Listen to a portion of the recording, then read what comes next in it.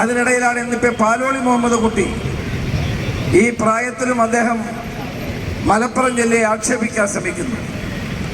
മലപ്പുറം ജില്ലയിലാണ് ഏറ്റവും കൂടുതൽ പാകിസ്ഥാൻ അനുകൂലികൾ ഉള്ളത് എന്നൊരു പ്രസ്താവന അദ്ദേഹം നടത്തിയതായി എനിക്ക് സോഷ്യൽ മീഡിയയിലൂടെ കാണാൻ കഴിഞ്ഞു. അത് ശരിയാണെങ്കിൽ ഈ ജില്ലയെയും കേരളത്തെയും അപമാനിക്കാൻ നടത്തുന്ന ശ്രമങ്ങൾ അവസാനിപ്പിക്കണം എന്നാണ് എനിക്ക് പറയാനുള്ളത്.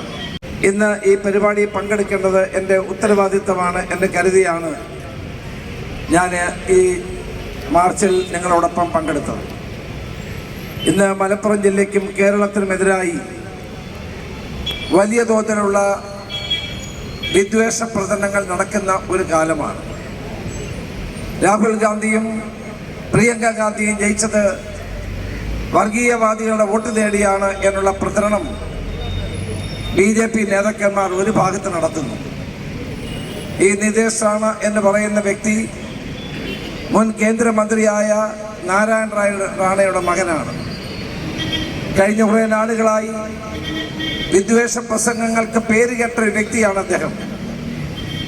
മഹാരാഷ്ട്രയിൽ വർഗീയ കലാപങ്ങൾ ആളിക്കത്തിക്കാൻ വേണ്ടി ശ്രമിക്കുന്ന ഒരു മന്ത്രിയാണ് അദ്ദേഹമാണ്. കേരളം മിനി പാകിസ്ഥാനാണ് എന്ന് പറഞ്ഞ് പ്രചരിപ്പിക്കുന്നത് വസ്തുതകളുമായി ഒരു ബന്ധവുമില്ലാത്ത ഇത്തരം കള്ളപ്രചരണങ്ങൾ നടത്തി വർഗീയത ആളിക്കത്തിക്കാനുള്ള ബോധപൂർവമായ ശ്രമം നടക്കുകയാണ്.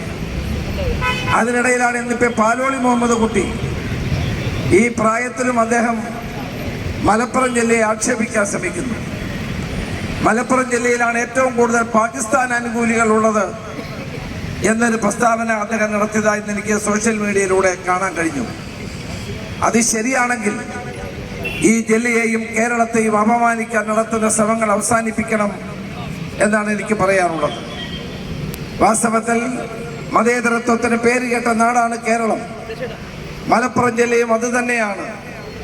ജനാധിപത്യ മതേതര മൂല്യങ്ങൾ ഉയർത്തിപ്പിടിച്ചുകൊണ്ട് നാടിൻ്റെ ക്ഷേമത്തിന് വേണ്ടി മലപ്പുറം ജില്ലയിലെയും കേരളത്തിലെയും ജനങ്ങൾ പ്രവർത്തിക്കുമ്പോൾ മിനി പാകിസ്ഥാനാണ് ഇതെന്ന് പറഞ്ഞുകൊണ്ട് അപമാനിക്കുന്ന കേന്ദ്രമന്ത്രിയെ പുറത്താക്കുകയാണ്, സംസ്ഥാന മന്ത്രിയെ പുറത്താക്കുകയാണ് വേണ്ടത്. ഇന്ന് വ്യാജ വോട്ടുകൾ വോട്ടർ പട്ടികയിൽ ചേർത്ത് EVM-ൽ ക്രമക്കേടുകൾ നടത്തി നേടിയെടുത്തൊരു വിജയമാണ് മഹാരാഷ്ട്രയിലുള്ളത്. ആ വിജയത്തിനെതിരെയുള്ള ശക്തമായ പ്രക്ഷോഭം ഇന്ന് മഹാരാഷ്ട്രയിൽ നടക്കുകയാണ്.